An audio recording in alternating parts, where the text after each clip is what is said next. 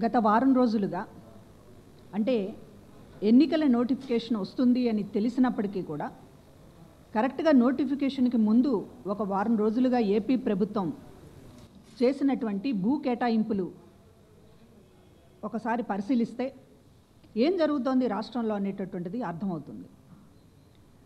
హడావిడిగా ఎన్నికల నోటిఫికేషన్ రావడానికి ముందుగా అనేక కంపెనీలకి మంత్రివర్గ సమావేశంలో ఆమోదించి ఒక రకంగా అఫీషియల్గా ఒక రకంగా అన్అఫీషియల్గా మరొక రకంగా ఈ రకంగా వందల ఎకరాల భూములని కొన్ని కంపెనీలకి కారు చౌకగా కట్టబెట్టినటువంటి ఏపీ ప్రభుత్వం ఆ విషయాల దృష్టికి ప్రజల దృష్టి వెళ్లకుండా ఈ భూముల కేటాయింపులు హడావిడిగా ఈ వారం రోజుల్లో ఎందుకు చేస్తోంది ఈ ప్రభుత్వం అనేటటువంటిది ఎవరు ఆలోచించకూడదు అనేటటువంటి ఉద్దేశంతో ఇవాళ జగన్మోహన్ రెడ్డి గారి మీద ఏదో 2017లో ఈడీ సిబిఐకి ఒక లేఖ రాసింది అని అది మరుగున పడింది, ఇప్పుడు ఏదో మేము బయటకు తీసుకొచ్చామనేటటువంటి ఒక ప్రగల్భాలు పలుకుతున్నటువంటి పద్ధతిలో ఈ రోజున బ్యాండ్ బాజా అనేటటువంటి పద్ధతిలో మోగించారు. ఎల్లో మీడియా అంతా కూడా పతాక శీర్షికల్లో ఈ రోజున వేసినటువంటి తీరు చూస్తున్నప్పుడు ఒకసారి 2014 ఎన్నికల చిత్రం ఈరోజు ఏపీ ప్రజలకు గుర్తొస్తుంది.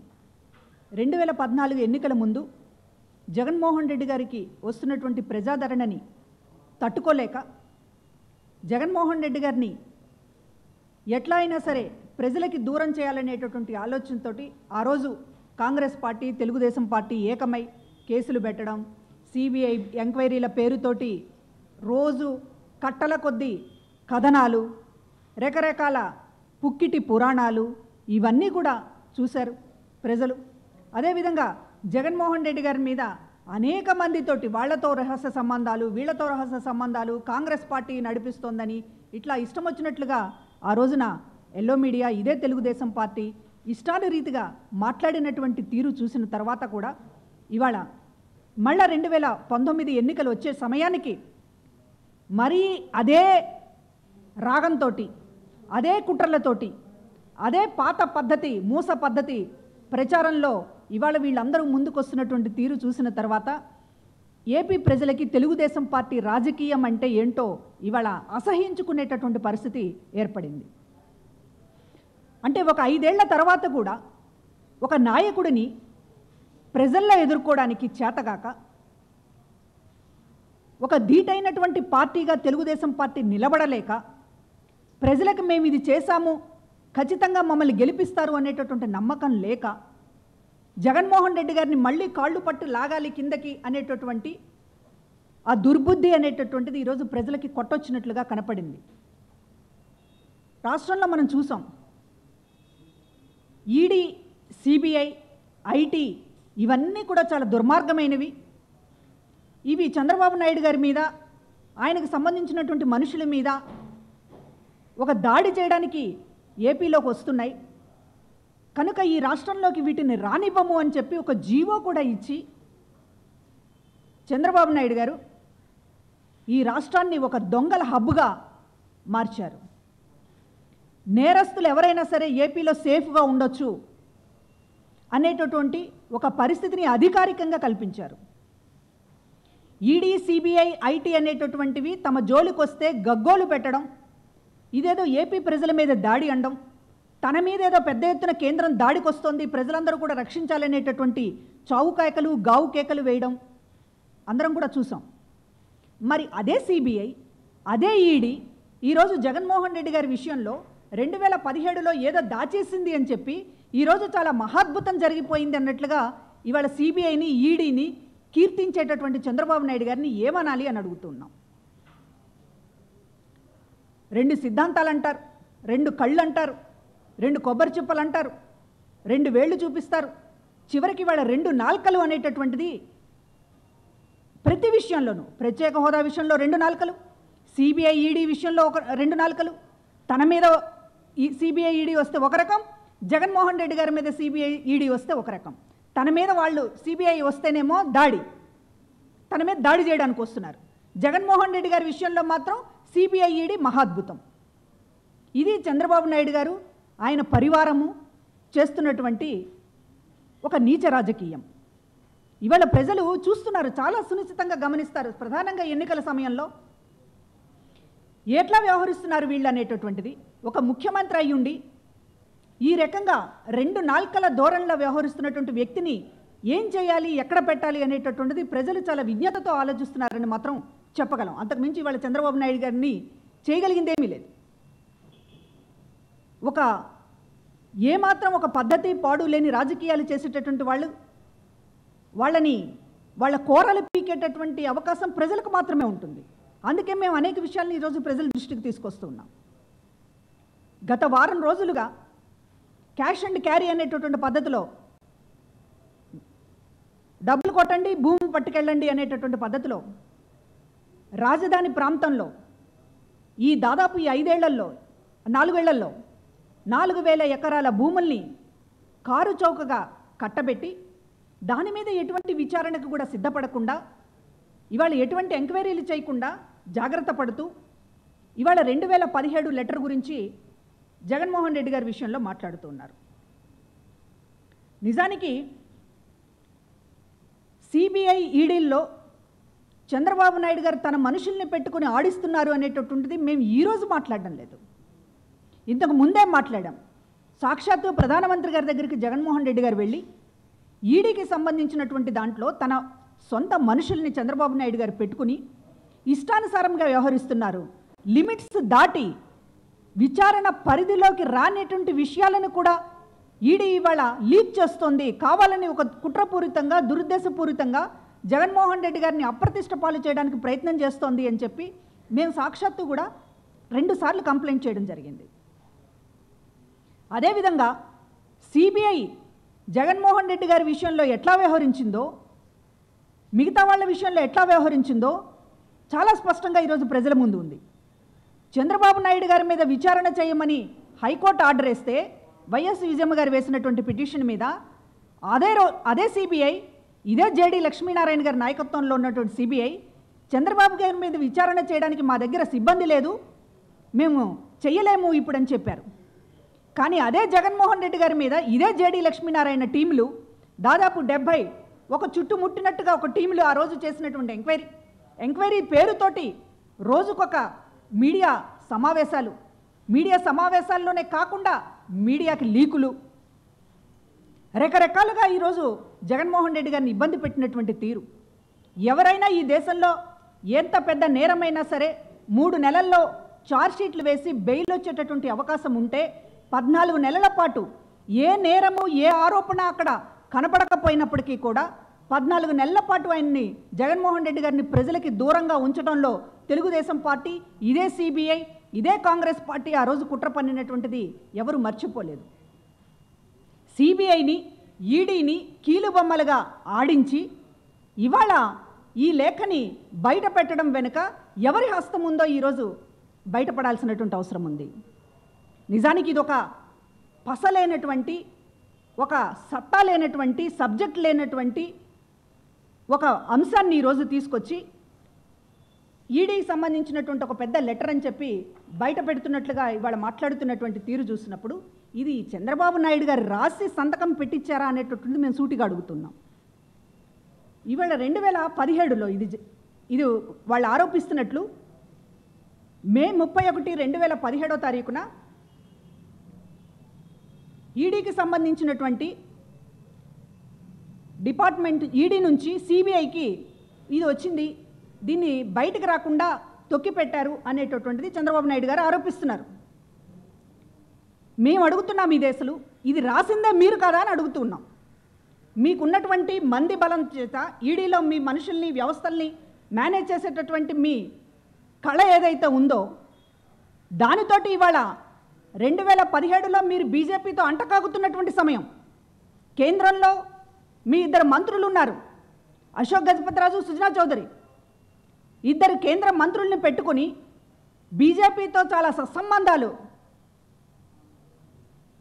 నడుపుతున్నటువంటి టైంలో ఉన్నటువంటి ఒక లెటర్ని మీరు ఈ రోజున మాట్లాడుతూ ఉన్నారు. బీజేపీతో మీరు అంటకాగిన సమయంలో ఉన్న ఈ లెటరు, ఈడీతో మీకున్నటువంటి బాంధవ్యం, ఇది మీరు రాసి సంతకాలు పెట్టించినటువంటిది కాదా అని అడుగుతున్నాం. ఎందుకంటే మీరు సిబిఐ పేరుతోటి జగన్మోహన్ రెడ్డి గారి మీద వేసినటువంటి ఛార్జ్ షీట్లు ఏవైతే ఉన్నాయో, జేడీ లక్ష్మీనారాయణ గారు వేసినటువంటి ఛార్జ్ షీట్లు, ఇవి కూడా మీరు తయారు చేసినటువంటి, చంద్రబాబు గారు తయారు చేసినటువంటి ఛార్జ్ షీట్లే. ఇది చాలా స్పష్టంగా ప్రజల ముందు కనపడుతోంది. ఇదే జేడీ లక్ష్మీనారాయణ ఇవాళ తెలుగుదేశం పార్టీ తరపున అభ్యర్థిగా పోటీ చేస్తాడనేటటువంటి ప్రచారం కూడా ఈరోజు చాలా స్పష్టంగా కనపడుతుంది. ముసుగులు తొలగిపోతున్నాయి. ఎందుకు జగన్మోహన్ రెడ్డి గారి మీద ఒంటికాల మీద లేసి ఆ రోజున జేడీ లక్ష్మీనారాయణ విచారణ పేరుతోటి నానా రాద్ధాంతం నడిపించారో ఇవాళ స్పష్టం కావడం లేదా? తెలుగుదేశం పార్టీ మనుషుల్ని మీరు ఎట్లాగా మీరు జగన్మోహన్ రెడ్డి గారికి వ్యతిరేకంగా సిబిఐలో, ఈడీలో ఉసిగొల్పారనేటటువంటిది ఈ జేడీని చూస్తే తెలియడం లేదా? మీరు పెట్టినటువంటి 12 ఛార్జ్ షీట్లు కూడా చంద్రబాబు నాయుడు గారి పుక్కిటి పురాణాలే. ఆయన తయారు చేసి జగన్మోహన్ రెడ్డి గారి మీద ఒక ప్రెస్ మీట్ పెట్టి ఎట్లా అయితే ఆరోపణలు చేస్తాడో ఆ ఆరోపణలు చేసినట్లుగానే జేడీ గారి ఛార్జ్ షీట్లు కూడా ఉన్నాయి తప్ప మరొకటి కాదు. ఇట్లాంటి సందర్భంలో ఇవాళ ఎన్నికల ముందు మళ్ళా ఏదో దాచినటువంటి ఒక లెటర్ బయట పెట్టినట్లుగా ఇవాళ మాట్లాడుతూ ఉన్నారు.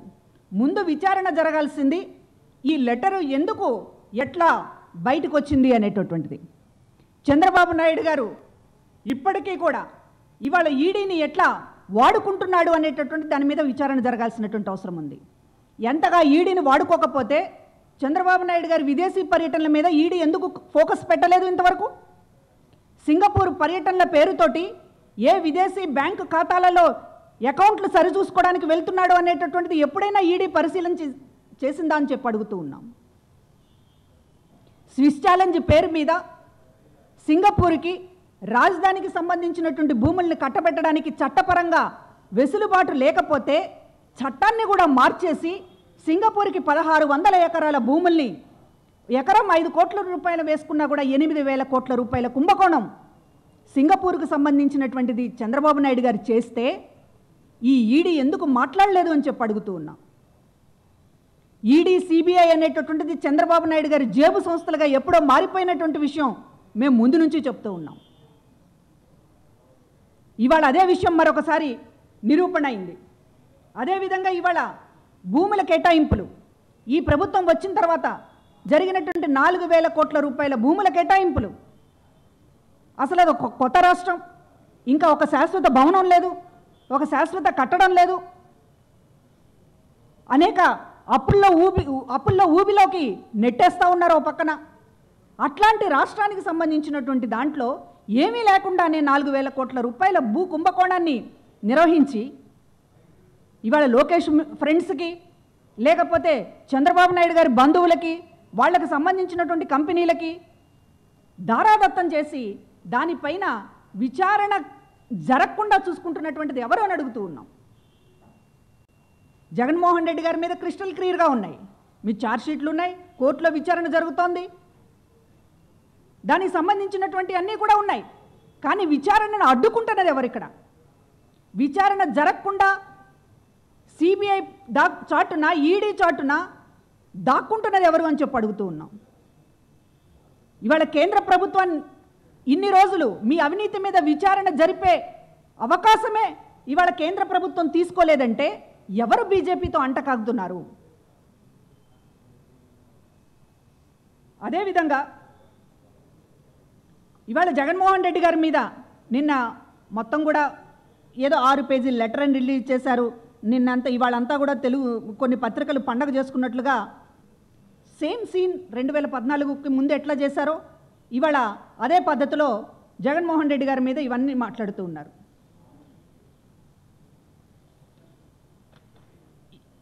ఇది మేము మళ్ళీ చెప్తూ ఉన్నాం, బీజేపీతో అంటకాగినటువంటి సమయంలో ఇవాళ ఈ లెటర్కి సంబంధించినటువంటి యాక్షన్ మీరు ఎందుకు తీసుకోలేదు?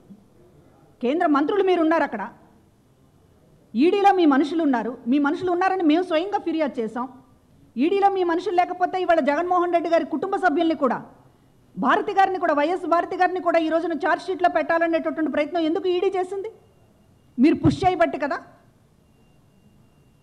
ఇవన్నీ వాస్తవాలు అయి ఉండగా ఇవాళ నానా రకాలైనటువంటి ఆరోపణలతోటి ఒక తప్పుడు కథనాన్ని వండి వార్చేటటువంటి ప్రయత్నం తెలుగుదేశం పార్టీ చంద్రబాబు నాయుడు గారి నాయకత్వంలో చేయడం అనేటటువంటిది రాష్ట్ర ప్రజలందరూ కూడా గమనిస్తూ ఉన్నారు. ఒకటి, రాజకీయాల్లో ప్రత్యర్థుల్ని దెబ్బకొట్టడానికి రాజకీయం చేతగానటువంటి, నిజానికి ఇది ఫెయిర్ రాజకీయం కాదు, అసలు రాజకీయమే కాదు చంద్రబాబు నాయుడు గారు చేసేటటువంటిది. ఒక రాజకీయ నాయకుడిని ఎదుర్కోవడానికి చివరికి ఆయన వ్యవస్థల్ని పతనం చేసేటటువంటి స్థాయికి దిగజారిపోయి, ఆయన కూడా తను స్వయంగా దిగజారిపోయి ఇవాళ ఆయన రెండు నాలుకల ధోరణి అనేటటువంటిది, ఈడీ సిబిఐ అనేటటువంటిది మళ్ళీ పవిత్రమైపోయినాయి చంద్రబాబు గారికి. నిన్నటిదాకా సిబిఐ ఈడీని ఎన్ని తిట్లు తిట్టాడో ప్రజలకి బాగా గుర్తొస్తున్నాయి. సిబిఐ ఈడీ అంటేనే అవి పతనమైపోయినటువంటి వ్యవస్థలు, అసలు మా రాష్ట్రం జోలికే రాకూడదు అనేటటువంటి మాట్లాడినటువంటి మనిషి ఇవాళ జగన్మోహన్ రెడ్డి గారి విషయంలో మళ్ళీ సిబిఐ ఈడీ అనేటటువంటిది ఎట్లా పవిత్రమవుతున్నాయి అనేటటువంటిది గమనించవలసిందిగా కోరుతూ ఉన్నాం. చంద్రబాబు నాయుడు గారు చేసినటువంటి కుళ్ళు కుట్ర రాజకీయం ఇప్పటిదాకా జగన్మోహన్ రెడ్డి గారి మీద పని చేయలేదు, ఎటువంటి ప్రభావితం చూపించలేదు. జగన్మోహన్ రెడ్డి గారి మీద ఎన్ని కుట్రలు పన్నినా ఇవాళ ఒక బలమైనటువంటి శక్తిగా చంద్రబాబు నాయుడు గారు కూడా గాబరాపడి, లోకేష్ గారు గాబరాపడి 10 రోజుల నుంచి కనిపించడం లేదు బయటకు. అసలు ఎక్కడ అయినా ఐటీ శాఖ మంత్రి అయ్యుండి ఐటీ శాఖకు సంబంధించినటువంటి డేటా చౌర్యం కేసులో మాట్లాడడానికి ముందుకు రానటువంటి పరిస్థితి, అసలు ఆయన ఎక్కడ పోటీ చేస్తాడో ఇంతవరకు క్లారిటీ రానటువంటి పరిస్థితి. ఒక్కొక్కళ్ళు గజగజలాడుతూ ఇవాళ ఎంపీ స్థానాలకి పోటీ చేయడానికి, ఎమ్మెల్యే స్థానాలకి పోటీ చేయడానికి భయపడతా ఉన్నటువంటి పరిస్థితి. సాక్షాత్తు ముఖ్యమంత్రి కుమారుడు తెలుగుదేశం పార్టీ యువరాజా వారు కనీసం బయటికి రావడానికి కూడా ధైర్యం చాలక గడగడలాడుతున్నటువంటి పరిస్థితి.